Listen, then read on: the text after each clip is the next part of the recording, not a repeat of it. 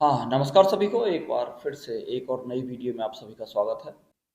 बहुत सारे विद्यार्थीगण हमारे यहाँ पर लगभग लगभग 80 स्टूडेंट्स हैं, लड़के और लड़कियाँ दोनों मिलाकर लाइब्रेरी में जो अपनी तैयारी कर रहे हैं।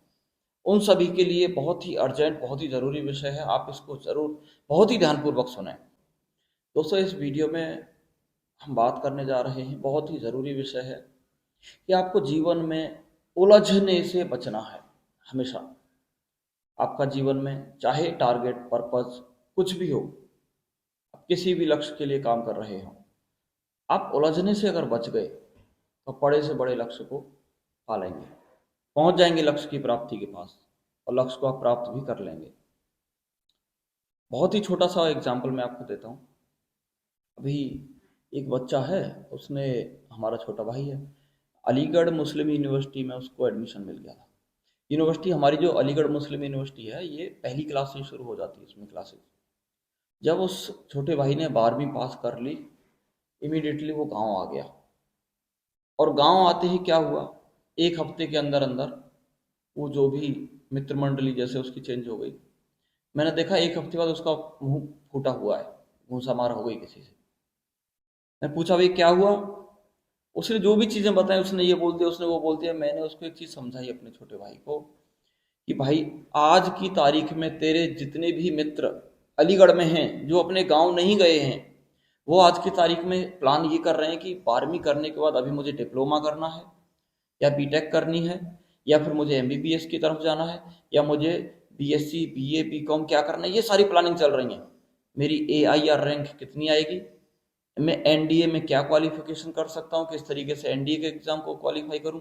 12वीं पास करने के बाद तेरे सारे के सारे मित्र ये प्लानिंग कर रहे हैं। तू भी अगर अलीगढ़ में ही फिलहाल होता तो तेरी भी प्लानिंग यही चल रही होती। लेकिन आज तेरे माइंड में क्या चल रहा है दिन रात?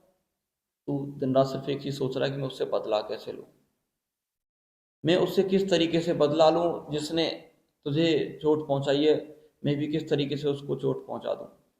ये तो मैंने एक उदाहरण दिया, मेरा छोटा भाई है। लेकिन गांव गांव, घर घर, शहर शहर, मोहल्ले में यही कहानी है।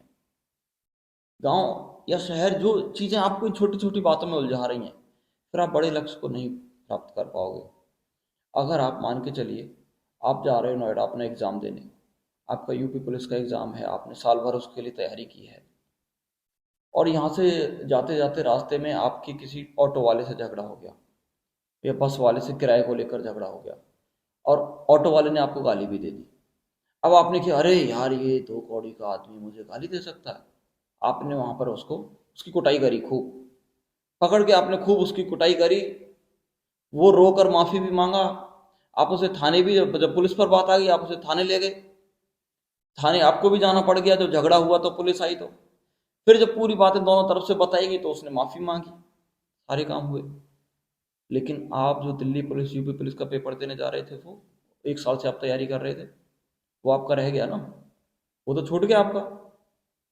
मैं दूसरा उदाहरण बताया छोटी छोटी चीज़ों से बाहर निकलने का। आपको जीवन में किन चीज़ों पर ध्यान देना है, ये तो ज़रूरी भी है। उससे भी ज़्यादा ज़रूरी ये है, आपको उन चीज़ों का भी पता हो कि आपको किन चीज़ों पर ध्यान नहीं देना है। कुछ चीज़ों को एकदम इग्नोर करना है, बिल्कुल भी नहीं देखना है। छोटे छोटे 10 टारगेट अगर हैं, 10 लड़ाइयाँ अगर आप लड़ रहे हो, तो 9 को हार जाइए। उनमें से ये देखिए कि मैं सिर्फ एक लड़ाई को जीतने की कोशिश करूँगा। तो बहुत संभावना है कि अब 10वीं जो बड़ी लड़ाई है आप उसको जीत पाएंगे। लेकिन आप चाहेंगे कि आप 10 की 10 लड़ाइयों में जीतें।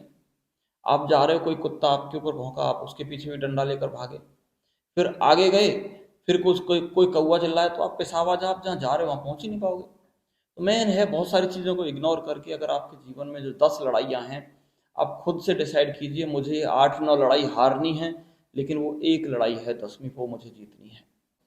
बहुत बहुत धन्यवाद मेरे प्यारे साथियों।